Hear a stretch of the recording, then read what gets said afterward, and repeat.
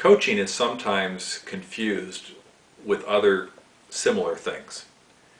For instance, coaching is different from counseling. Counseling, you look in the past, you try and figure out what went wrong, focus on getting healing, trying to get wholeness, trying to understand your family of origin to be able to then move forward better in relationships or something like that.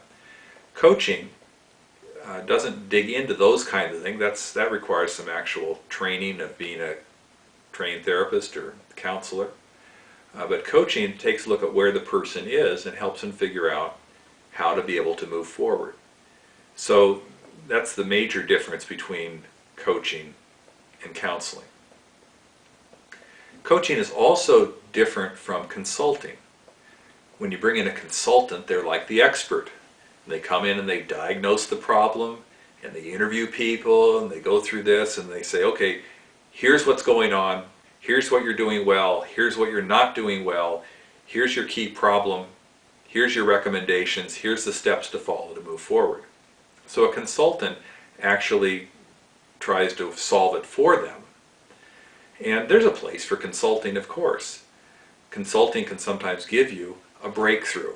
And I find it's often a prophetic kind of a thing if God's trying to get a message through. But coaching is what gives you the follow-through. And so the coach is not the expert. The coach is not the answer person. The coach comes alongside to be able to draw it out of the person. A coach is not a mentor either.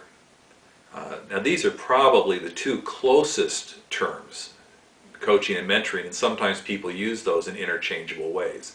But the way in which we use the term is the more popular way, I think. Because when you ask a person who's looking for a mentor, what are you looking for in a mentor? They always will say, I'm looking for somebody who's had experience in what I'm trying to do and then can speak into my life.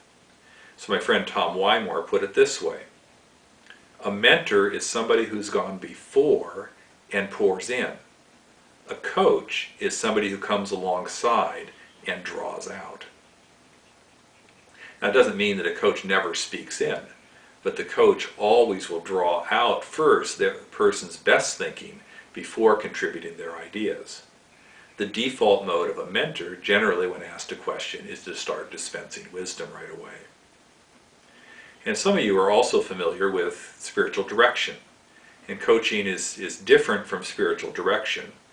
A spiritual director, my wife is a spiritual director, and she says the core component of spiritual direction is sitting alongside of a person and helping them process how are they experiencing God in the midst of this challenge that they're facing or in their life.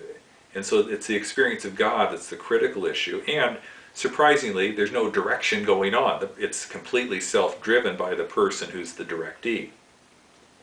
A coach, on the other hand, wants to help the person being coached to be able to actually have some action steps to be able to move forward. I say this kind of tongue-in-cheek, but a person that falls into a pit, the spiritual director will have a tendency to wonder, I wonder how you're experiencing God in that pit.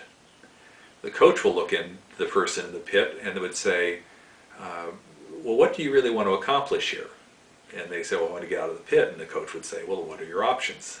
What assets do you have? And they start going into a coaching motif. Now, that's a little simplistic, but it actually gives you a little bit of a difference between what a spiritual director does and what a coach does.